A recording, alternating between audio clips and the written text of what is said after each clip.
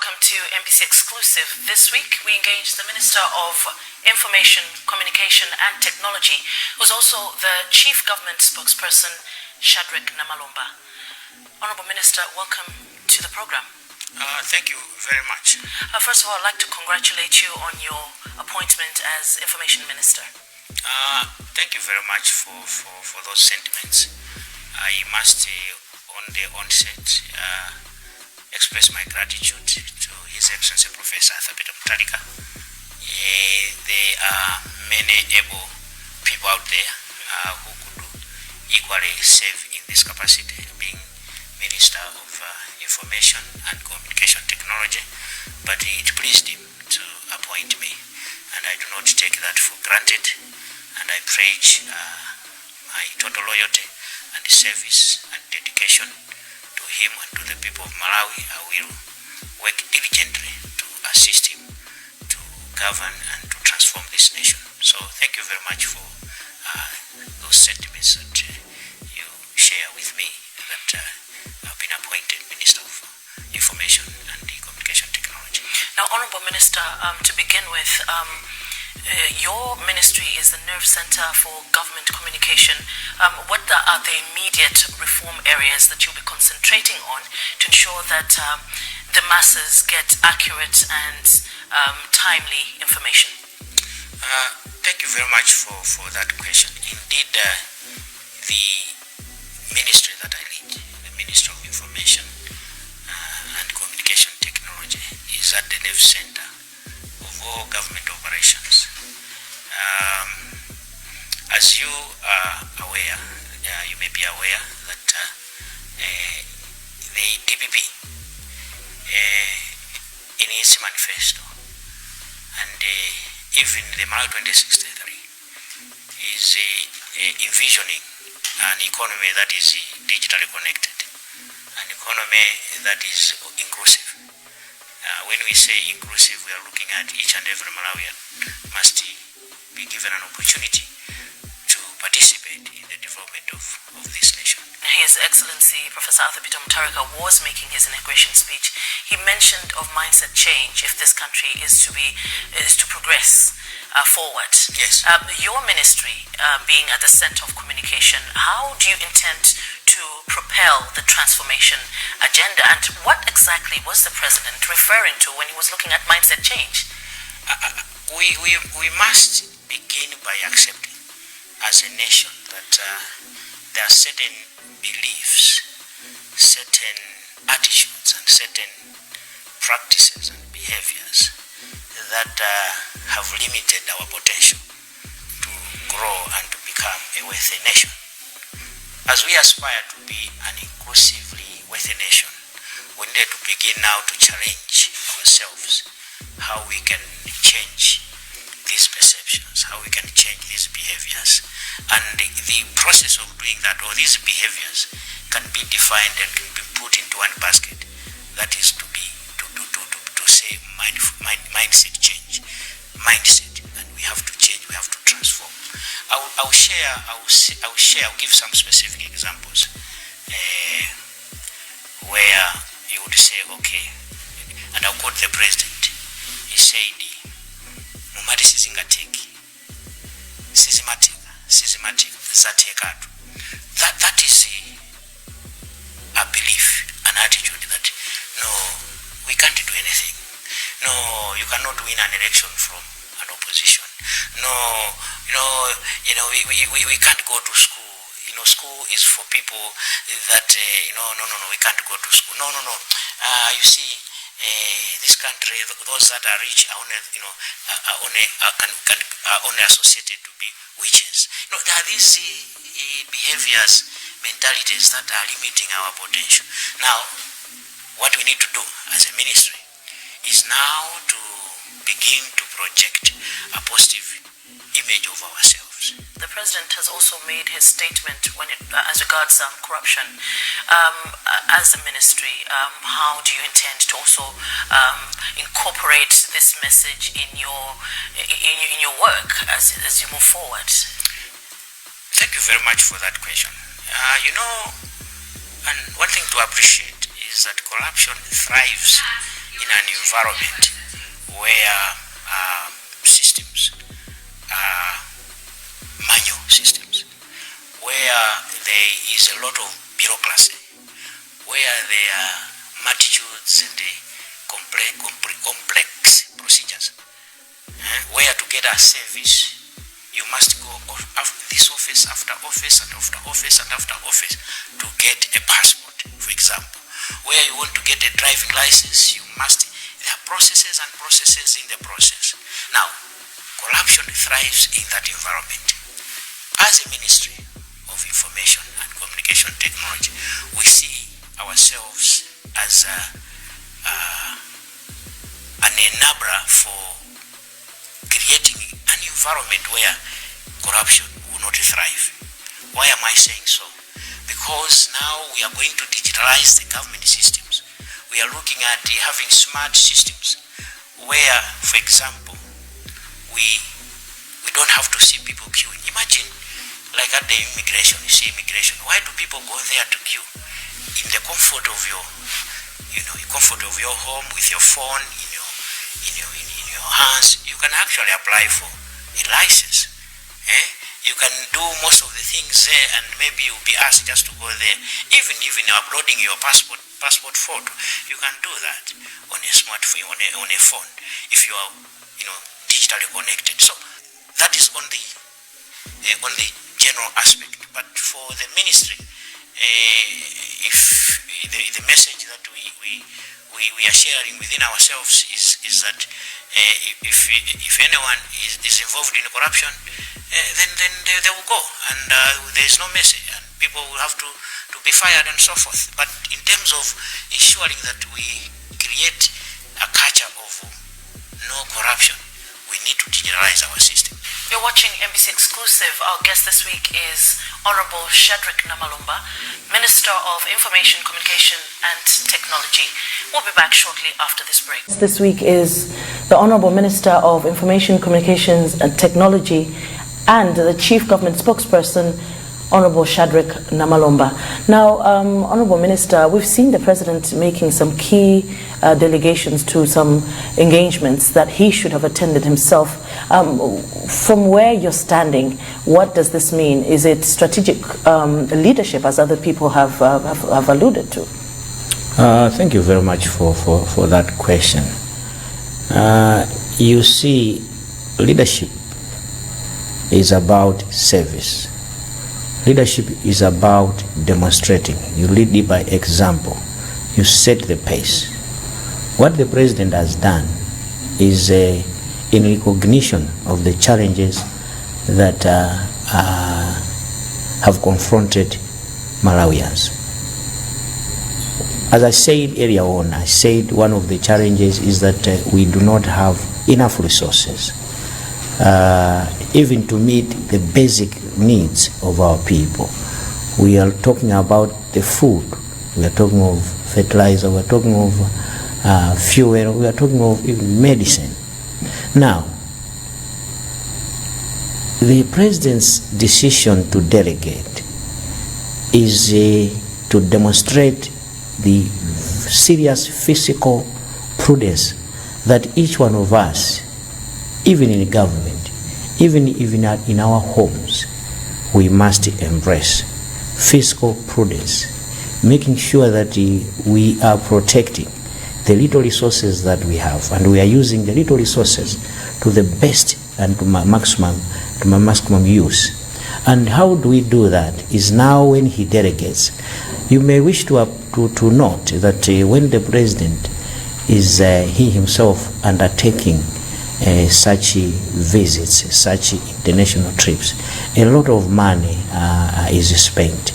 How that money is spent, you have security that accompanies him, you have officials that go with him, and also when he goes there, he travels not like an ordinary person, because he is a president. So when he delegates, for example, he delegates to his vice president, he delegates to a minister like myself, the the money that is involved, the cost that is involved, is much, much lesser than when he had undertaken, if he had undertaken the trip himself. So that is to demonstrate the financial prudence. And as I said, this is the pace, and this is the kind of leadership that we want. We should not have a leadership that is obsessed with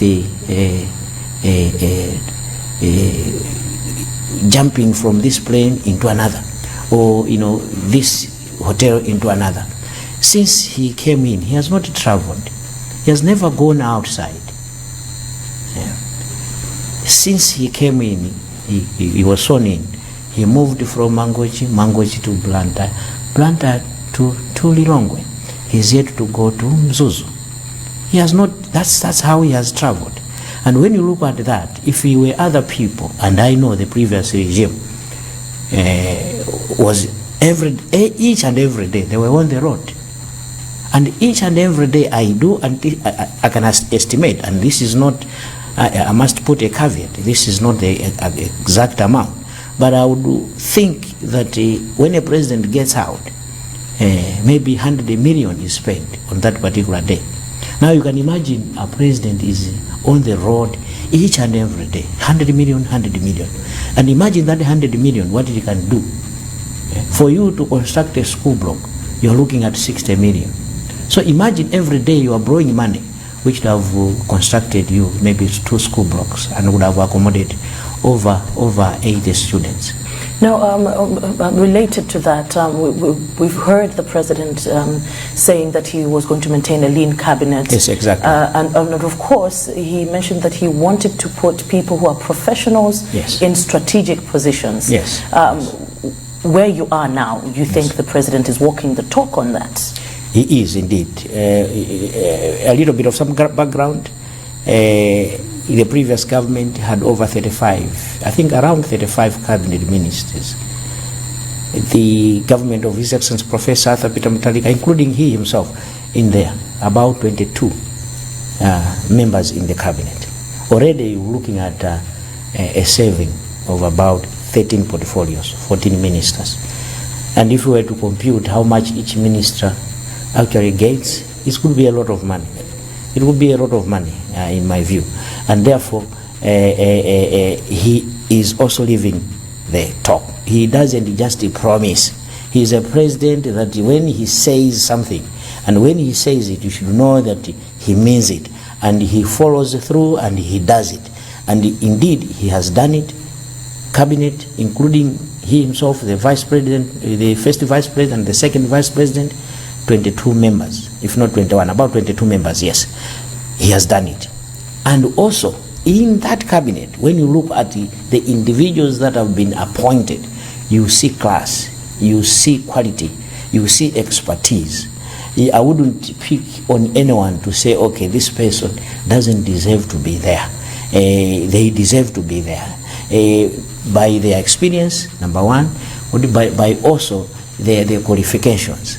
It is a team that comprises of people of different backgrounds, and I am so sure, and I can attest to this, that it is a team that is going to deliver. So indeed, yes, the president lived to his promise.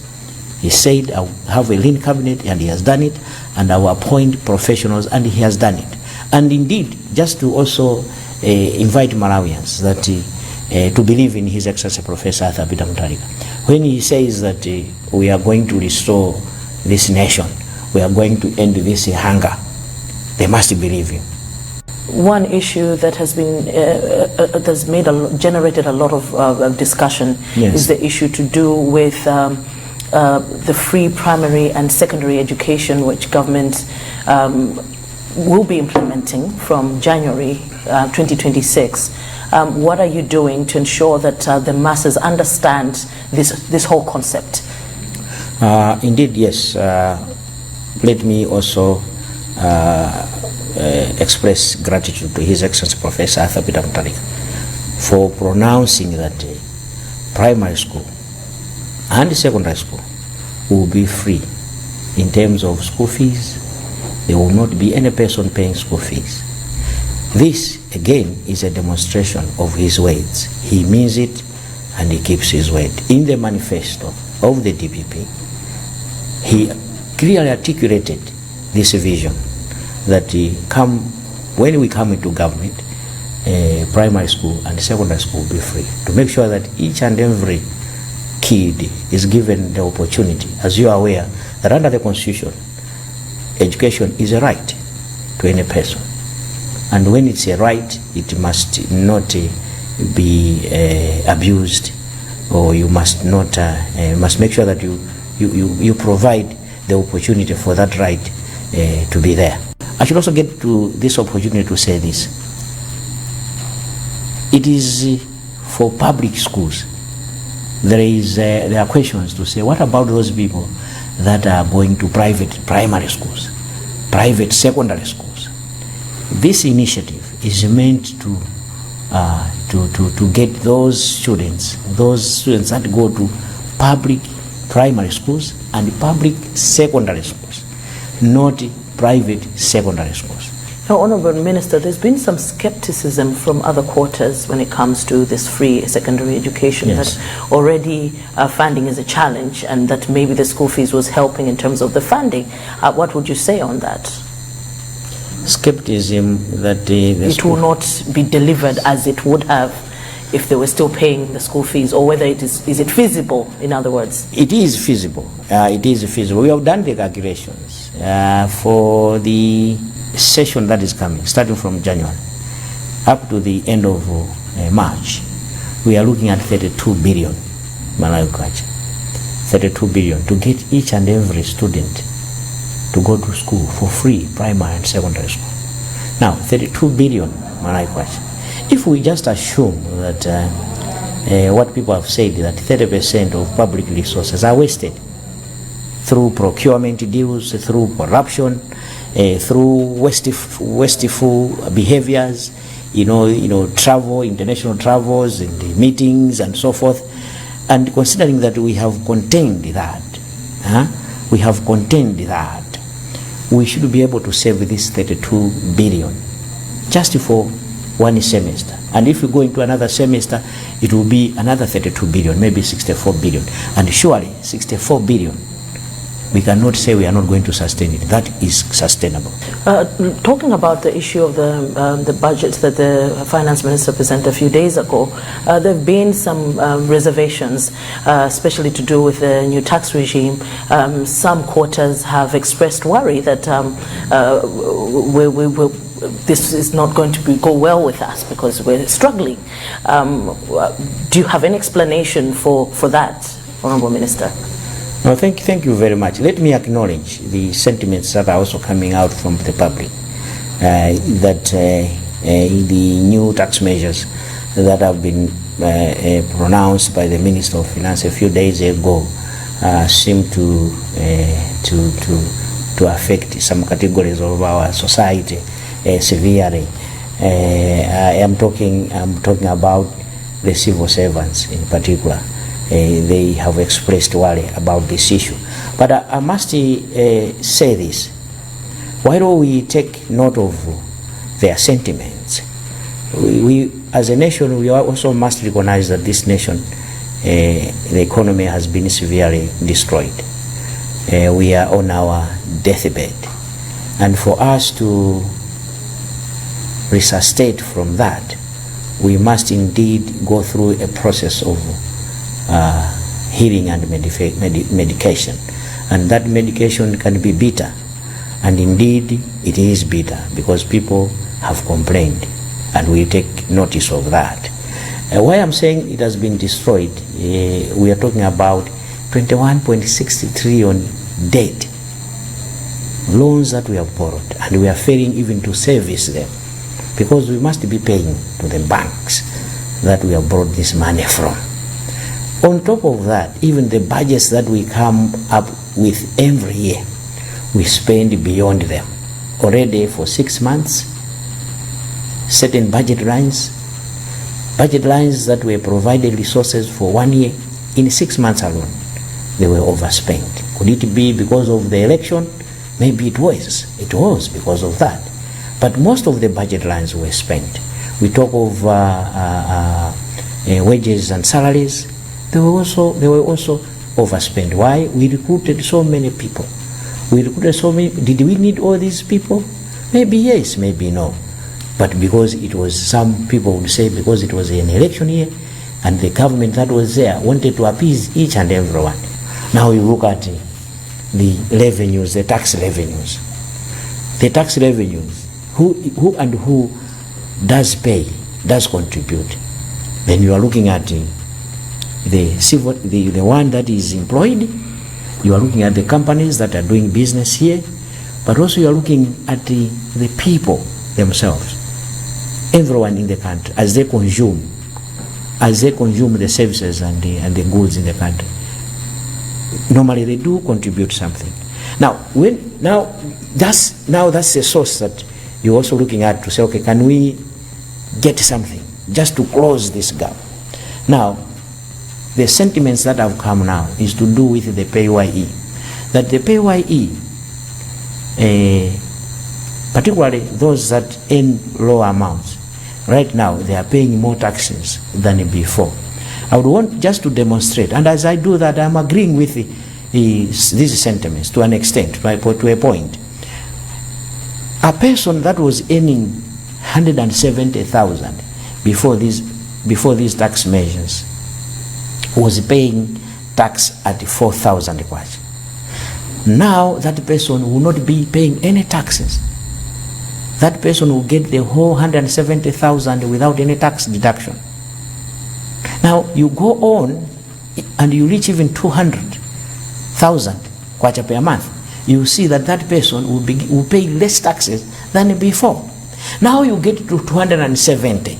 At 270 we call it the equilibrium point, where now that person will not pay any taxes more than before.